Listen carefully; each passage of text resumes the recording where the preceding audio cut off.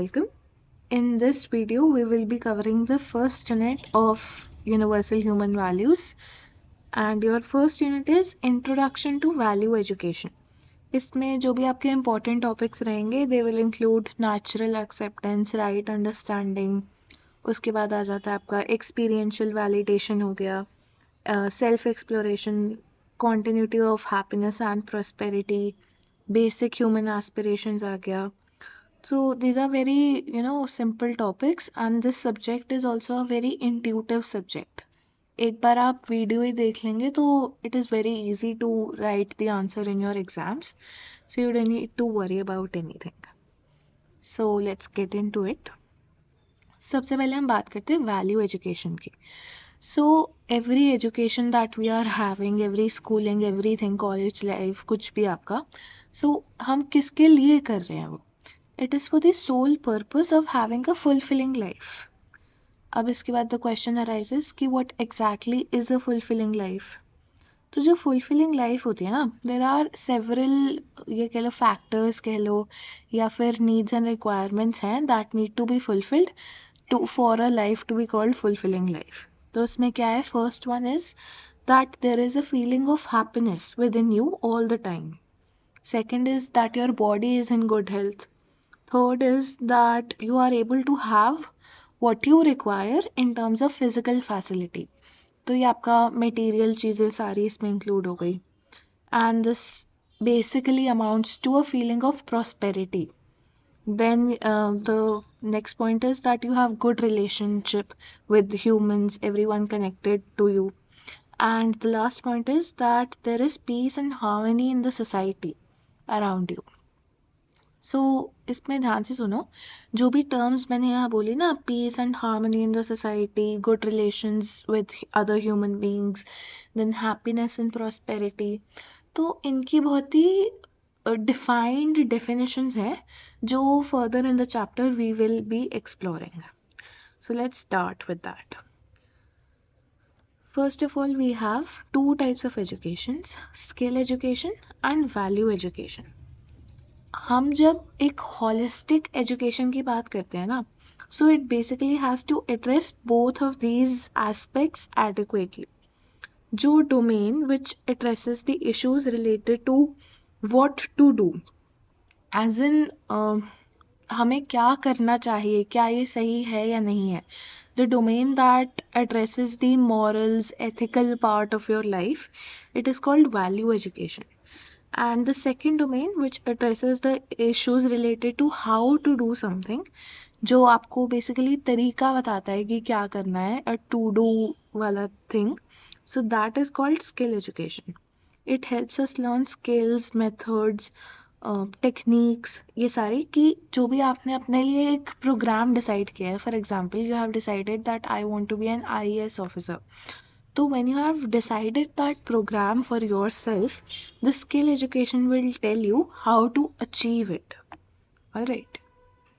Then इसमें value education जो होती है, it is considered more important than skill education, क्योंकि एक point हम बहुत important कहते हैं, that any person, any skilled person without values is dangerous. क्योंकि मान लो एक डॉक्टर है, he is very skilled but he does not have any values, तो वो क्या करेगा? सोसाइटी में एक्सप्लॉयटेशन करेगा, फालतू में ऑपरेशंस कर देगा, टेस्ट करेगा, जो भी करेगा. So that person who has skills but no values is dangerous, and a person who does not have any skills but has values is useless, क्योंकि basically society को appropriately adequately function करने के लिए skills की ज़रूरत तो है ही है ना.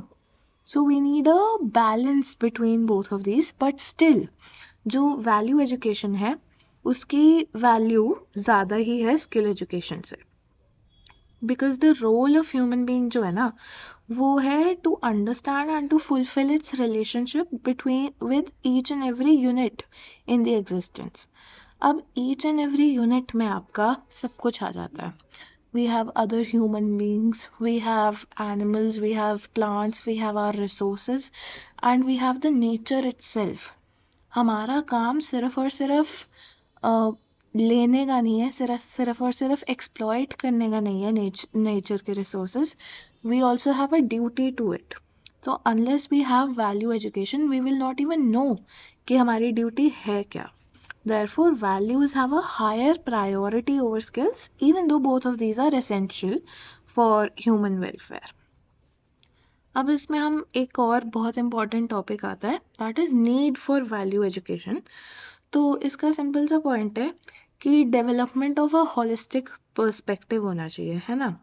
अगर आप सिर्फ और सिर्फ स्किल एजुकेशन करोगे, जो आजकल के एजुकेशन सिस्टम में काफ़ी ज़्यादा प्रेवलेंट है, that they only teach you about let's say your vocational courses, your professional things, all of that, but value education का इतना कोई स्थान नहीं है उसमें. तो development of a holistic perspective के लिए you need value education, and the outcome of value education is holistic perspective with the clarity about human being, about nature, about existence, of which we are also an integral part, as well as our participation in this nature, कि हमारा क्या role है nature और existence में. So that इसमें भी we have 4 levels of participation.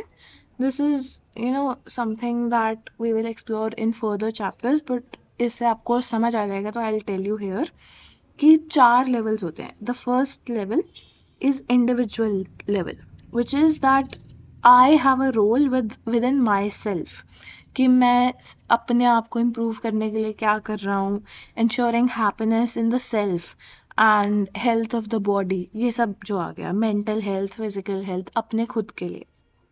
The second level is on the level of family.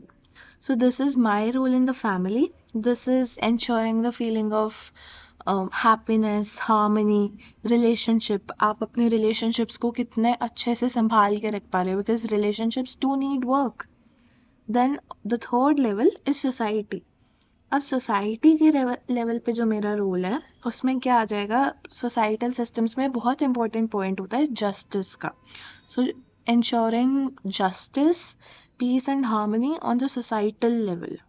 And the last level is on the level of nature या on the level of existence. तो ये 4 levels हैं जो hierarchy है एक, और existence में क्या होगा कि ये mutual fulfillment with the rest of the nature, that I do not forget my duties towards the nature, है ना. तो need for value education we have covered. Then we have guidelines for value education. तो guidelines में क्या आता है कि value education में ये 3 qualities होनी चाहिए. क्या? 1, it should be universal, that it applies to everyone, all human beings, irrespective of कोई caste, creed, nationality, religion, gender, everything. तो if I have a value education का syllabus here, it should be, for example, simple example से समझो कि अगर मैंने बोला कि झूठ बोलना मना है, तो झूठ बोलना यहाँ भी मना है, वो साउथ अफ्रीका में भी मना है ना. और second point is that it should be rational, it should be amenable to reasoning and not just based on some blind beliefs या डोगमास या परंपरा से कुछ चला आ रहा है, तो सिर्फ उसकी वजह से we will not be forming our value education system. इसमें आप ये एग्जांपल ले लो कि ऐसा नहीं होना चाहिए कि अगर आपके 100 रुपए का नुकसान हो रहा है तो झूठ बोलना मना है, पर अगर आपका 1 करोड़ का नुकसान हो रहा है तो आई गेस झूठ बोल सकते हो. इवन दो हम इस बात से विल बी लाइक कि हाँ थोड़ा झूठ बोल के, but the value education says कि नहीं, झूठ बोलना गलत है तो वो गलत है. Then the third point is natural and verifiable. So your value education system should be natural and it should be verifiable. तो इसमें यही है कि हमारे अंदर ना एक चीज़ होती है, कॉन्शियंस बोल दो, अंतरात्मा बोल दो. So it has a voice. वो नेचुरल एक्सेप्टेंस जो होती है दैट इज़ ऑलवेज करेक्ट. अब आगे जाके हम समझेंगे that there are 2 types of acceptances. एक तो होती है नेचुरल एक्सेप्टेंस, जो आपके अंतरात्मा की आवाज़ है. अगर आप किसी का सामान चोरी करने जाओगे तो आपके अंदर से आवाज़ आएगी कि नहीं करना, तो ये गलत है. उसके बाद if you decide to listen to it and stop, well and good. अगर आप नहीं सुनते हो तो वो अलग बात है, बट आपके अंदर से आवाज़ बोलेगी कि चोरी करना गलत है. Then the next point is this was natural acceptance, पर एक एक्सेप्टेंस भी होती है. वो acceptance can be wrong, natural acceptance will never be wrong, पर एक्सेप्टेंस जो हमारी होती है ना वो डेवलप करती है, मान लो हमारे पेरेंट्स से, सोसाइटी से, हमारे पीयर्स से, इवन आजकल तो सोशल मीडिया से, बिकॉज हमारा इतना ज़्यादा मीडिया का वो है, हम क्या कहते हैं, मीडिया कंज्यूम करते हैं इतना ज़्यादा कि हमारे majorly believes and value systems everything is majorly impacted by media. तो ये हमारी एक्सेप्टेंस को फॉर्म करते हैं। जैसे मान लो कि सोशली एक्सेप्टेबल है, मान लो वेप्स, तो उसमें वो आपका वो गलत भी है पॉइंट, पर क्योंकि वो सोशली एक्सेप्टेबल है तो वो आपके एक्सेप्टेंस में आ गया है, even though it is not naturally acceptable to you. तो जो हमारा वैल्यू एजुकेशन है वो नेचुरल और वेरीफाइबल होना चाहिए। It should cover all dimensions of human beings, हमारा thought, behaviour, even work and ये आपका एथिकल लाइफ, आपकी professional life, everything.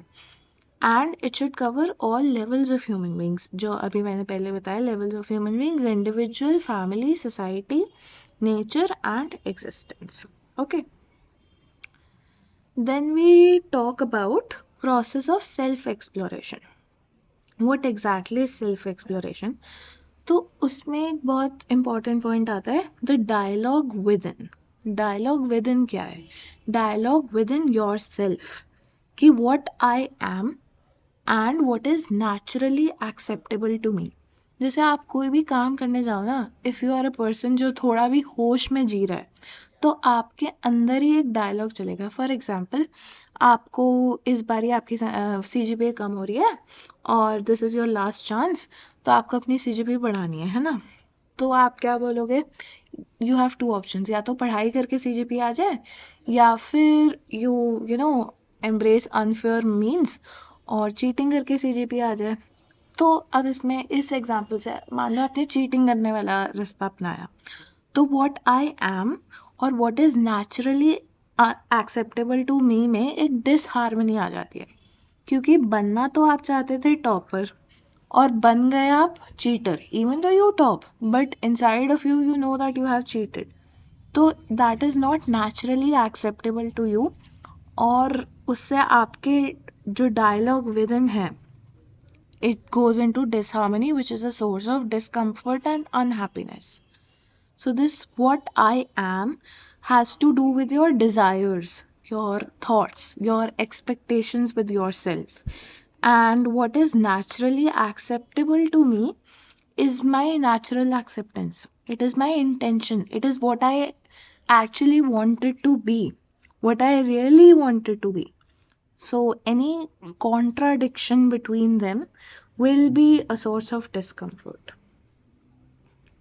Moving on, we have our mechanism of self-exploration. So इसमें natural acceptance है और experiential validation है, दो parts हैं इसके. So let's see. First is verifying it on the basis of natural acceptance. For example, मुझे चाहिए थी गाड़ी, अब इसमें भी दो ऑप्शंस हैं, या तो I steal it from someone या फिर I work hard and I buy it. तो पहला easier option जो है that is stealing it from someone. Let's suppose it's easy. Let us assume that, okay? So easier option is that I steal it from someone.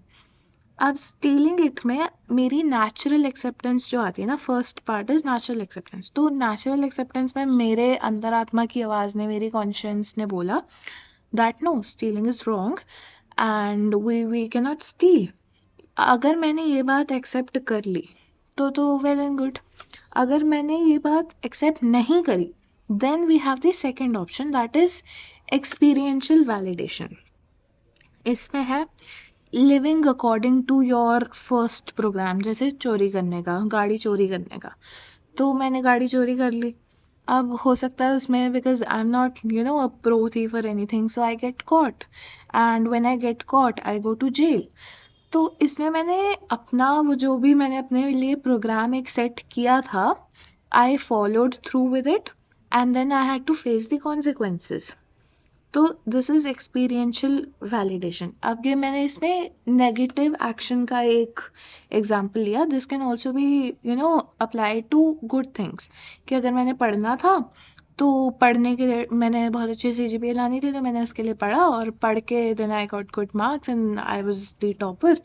And then my self was in mutual happiness and harmony and everything was well and good. तो ये हमारा हो जाता है. अब इसमें natural acceptance जो हमने किया ना, इस पे आपके बहुत बड़े बड़े क्वेश्चंस आ जाते हैं, इवन 10 मार्क्स के भी क्वेश्चंस आ जाते हैं. सो इसकी एक बार डेफिनेशन समझ लो. नेचुरल एक्सेप्टेंस जो होती है आपकी, इट इज जैसे अभी मैंने पहले बताया, it has to do with something very fundamental, something related to our purpose, something related to our basic desires, है ना. जो acceptance है, which I also told you earlier, is based on likes and dislikes. It's based on assumptions जो हमें आ जाती हैं. For example मुझे कोई assumption आ गई कि जो जर्मनी के लोग होते हैं ना वो बिल्कुल अच्छे नहीं होते. सो that is my likes and dislikes. उसका कोई लॉजिकल बेसिस नहीं है. That is just my pre conditioning. हो सकता है कि मेरी फैमिली में ऐसी कोई प्री कंडीशंस आ रही हो. It is my belief. This can be wrong. Natural acceptance is never wrong. So when we want to see if a specific choice is in line with our natural acceptance now, we have to see its compatibility with our naturally acceptable feelings or natural purposes. Only then we can find that answer. अब हमारा जो natural acceptance होता है, what are its characteristics? So characteristics क्या होती हैं? ये भी बहुत ही मतलब ऐसा है कि इंट्यूटिव सा आंसर है. Your natural acceptance will not change with time. Your natural acceptance will not change with place. It will not change with individual. For example अगर चोरी करना गलत है, मर्डर करना गलत है, तो वो सबके लिए गलत है. आपके लिए गलत है, मेरे लिए गलत है, पर्सन A B सबके लिए गलत है. ऐसे ही जो एक्सेप्टेंस है, लेकिन that can change with time. Obviously अगर मुझे जर्मन्स नहीं पसंद और आपको फ्रेंच पीपल नहीं पसंद, तो ये दोनों तो मतलब it has no logic. It is based in no logic and it can change with person. It can change with time. हो सकता है मुझे अभी जर्मन्स नहीं पसंद, हो सकता है मुझे 1 साल बाद जर्मन्स बहुत अच्छे लगने लग जाए फॉर सम रीज़न, है ना. So that is a thing that is bound to change. जो हमारी नेचुरल एक्सेप्टेंस है, it does not change with time, with place, with individuals. It is uncorrupted with likes, dislikes, कोई भी assumptions, preconditionings, beliefs, everything. And also one very important point, natural acceptance is innate. We do not need to create it. जो हमारी assumptions हैं, जो beliefs हैं, वो हमने खुद से create करे हैं. वो हमें सोसाइटी ने हमारे अंदर इम्बाइब करे हैं, फैमिली ने करे हैं, सोशल मीडिया ने करे हैं, फ्रेंड्स ने करे हैं, किसी ने करा है. वो हमारा इनेट नहीं है. Natural acceptance is इनेट. उसके लिए आपको कोई कोर्स करने की ज़रूरत नहीं है. तो this was something that was important. अब इसमें एक और बात आ जाती है राइट अंडरस्टैंडिंग की, विच इज़ ऑल्सो आप once you have the natural acceptance, you get the right understanding, which is assurance, satisfaction, universality. Or this also, right understanding also applies to all time, space, है ना, or individual, every time, space and individual. Then we talk about basic human aspirations. So what are basic human aspirations? जैसे देखो, you can observe that when we achieve one of these aspirations, we tend to move on to something else. जैसे मान लो मेरा school में था कि I have to give JEE and I have to get good rank. Once I did get a good rank, then I was like कि now I have to get good CGPA. First, second year में I got good CGPA. And then I was like, now I need to get placed in a good company. Once I get placed in a good company, I'm like, now I need to work hard and I need to get promoted. And it just keeps on going. There is no end. And once I get promoted, it's like, now I need to get to the level of CEO or something. It just keeps going. There is no end. So we have to ask this question to ourselves that all our desires, जो भी हमारी इच्छाएं हैं, is there an end state that we want to reach? And then we want the continuity of that state. मतलब ऐसी कोई state, can you think of a state जिसको पहुंच के आप बोलो कि हाँ ये चीज़ मैं जिंदगी भर करना चाहती हूँ, all my life. So that end state is our basic human aspiration, है ना. अब बेसिक ह्यूमन एस्पिरेशन हमने समझ लिया, तो अब हमें ये भी समझना है कि क्या है ये. हर ह्यूमन बीइंग की regardless of anything, nationality, age, gender, this basic human aspiration is continuity of happiness and prosperity. अब वो किस मीडियम से आ रही है वो बात अलग है, but this factor, continuity of happiness and prosperity, is basic human aspiration. We may at times even feel कि their continuity is not possible, कि कुछ सही हो रहा है तो फिर गलत भी होना है, but still even then we always want to be happy and prosperous, है ना. अब अगर हम ये चाहते हैं तो हमारा क्या रहेगा इसको फुलफिल करने का, रिक्वायरमेंट्स ऑफ दिस फुलफिलमेंट. तो right understanding, I just explained it to you. Right understanding, which is understanding the harmony in oneself and society. This right understanding you get through with your natural acceptance only. And then we have relationship and physical facility. ये भी आपका बहुत important topic है. What is this? कि 3 चीज़ें हैं, right understanding, relationship and physical facility. इसमें for a human being, physical facility is necessary, but fulfillment in relationship has a higher priority. While there is a willingness to live in a relationship, the right understanding is lacking, and due to that the competence to fulfill the relationship is also lacking. Unless you understand कि सामने वाले बंदे की भी कुछ needs हैं, मेरी भी कुछ needs हैं, the emotional needs, every relationship is a give and take. जैसे ही वो one sided relationship हो जाता है, it just becomes this toxic mess. So once we get the right understanding, only this is a hierarchy. जैसे ही आपको right understanding होगी, you will understand how to fulfill your relationships, how to keep your relationships in a harmony, and you will get the competence. मतलब आपकी intention तो है वो करने की, now you will also know कि करना क्या है सही relationship में. So you get the right understanding, then you get the competence to fulfill your relationship, and physical facility is the third priority.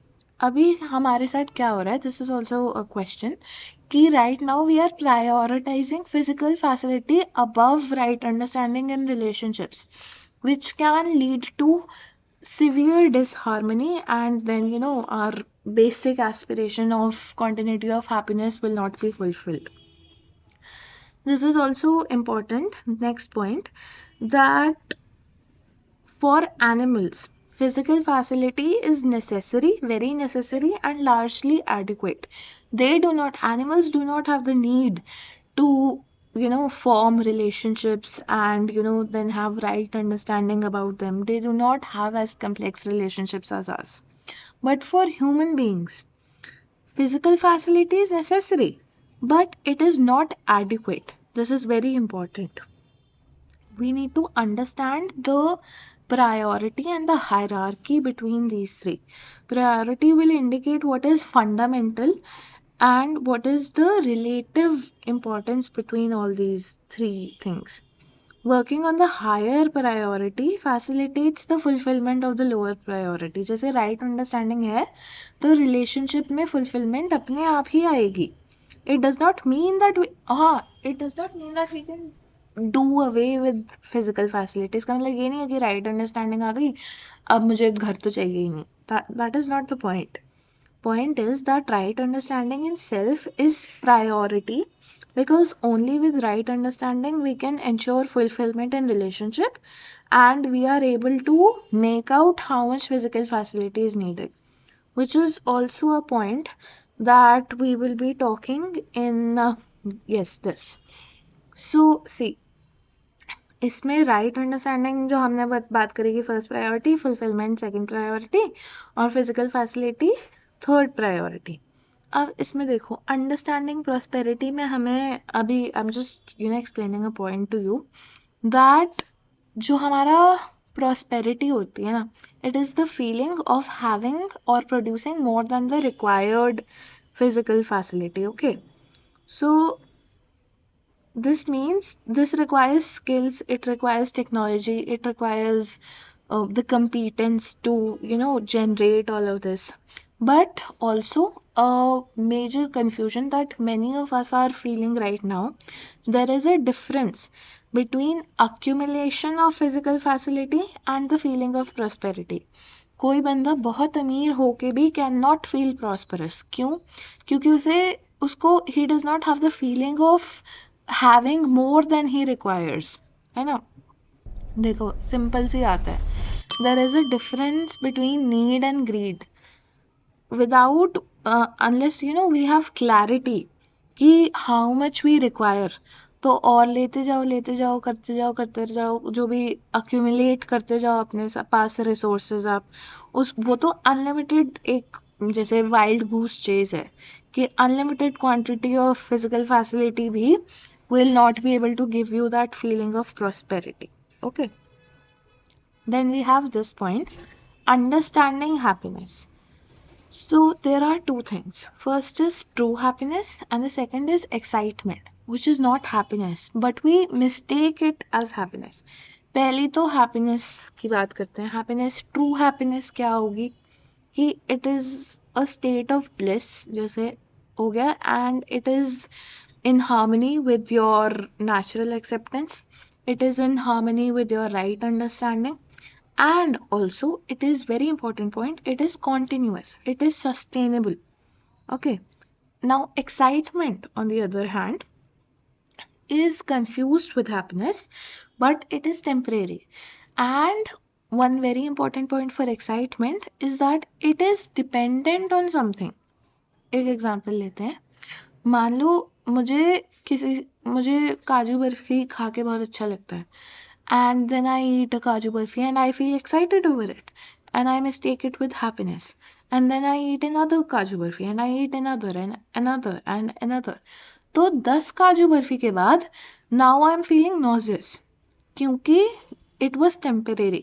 My excitement was coming from the source जिसका ज़्यादा हो गया तो वो मुझे दुख देने लग गई, फिर 2 दिन बाद वो मुझे फिर से एक्साइट करने लग जाएगी, दिस ये तो आपका स्टेट ऑफ माइंड है, this is temporary, it is confused with happiness but it is not true happiness. True happiness इसके भी स्टेजेस हैं, जैसे अभी मैंने आपको काजू बर्फी वाला एग्जांपल दिया, तो पहले बारी तो मुझे खाना भी था कुछ, so that thing was tasty and it was necessary. फिर जब मैंने 5 काजू बर्फी खा ली, so it was tasty, it was still tasty but it was unnecessary कि इतनी तो नहीं खानी चाहिए। Then the third stage after 10 kaju barfi it was tasteless, कि अब तो मेरे लिए टेस्टलेस और अननेसेसरी हो गया है। और उसके बाद मान लो 15 काजू बर्फी के बाद तो इट्स इनटॉलरेबल कि खाया ही नहीं जा सकता। So this little temporary happiness that we get from this taste is dependent on something outside of you, जैसे काजू barfi in this example. So there is no guarantee that you will get काजू barfi as and when you want to derive happiness, है ना, कभी आपको मिलेगी नहीं मिलेगी। तो वही है कि आप अपनी हैप्पीनेस की चाबी किसी और के किसी चीज के हाथ में भी मत दो, you be self dependent. Okay, और एक्साइटमेंट का ये पॉइंट तो हमने कर ही लिया that it is short lived, it is not sustainable, while harmonious state within ourselves is something which can be continuous and sustainable. So temporary happiness that we are getting out of favorable sensation or out of the feeling that we receive from the other is not really happiness, it is not really harmony, it is just a temporary state of excitement. Okay, then we talk about prosperity. We've just talked about that wealth is just physical accumulation.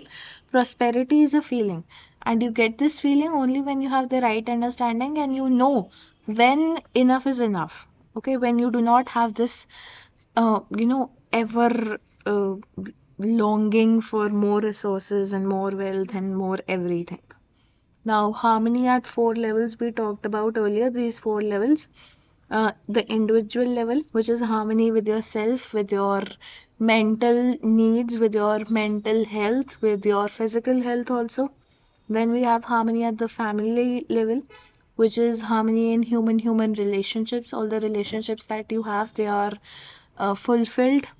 And the third level is at the society level of society. So you have trust in each other. There is a feeling of justice in the society. And lastly, the level is coexistence and mutual fulfillment at the level of nature. So this level of nature is that we do not exploit our resources. We know when to stop. We know when enough development is, enough. All those things. And then we have the method to fulfill our aspirations. So how do we fulfill the program is to understand harmony and live in harmony at all levels of living. Once we achieve this harmony, once we achieve it on an individual level, then on a family ka level, then on the society ka level, and then on the level of existence or nature, we will automatically fulfill our basic aspiration of living in harmony and having prosperity and happiness all the time. Harmony and nature की बात जो है that we will continue in further आगे के chapters. इसमें major point हमारा आता है इंटरकनेक्टेडनेस का. That nature is organised into 4 orders: physical order, bio order, animal order and human order. And there is an inherent interconnectedness between all of these कि एक भी ऑर्डर डिस्टर्ब होता है तो पूरा सब everybody is disturbed, and there is a role. All of us have to play a specific role in this, which will lead to our mutual fulfillment. So that is something that we need to understand. So this was your Unit 1. I have given you an overview, and I will also attach the notes. For more information, you can refer to I think the notes book. There is a book. I think I will also give you the name of the book in the description box. All right. So all the best for your exams and happy learning.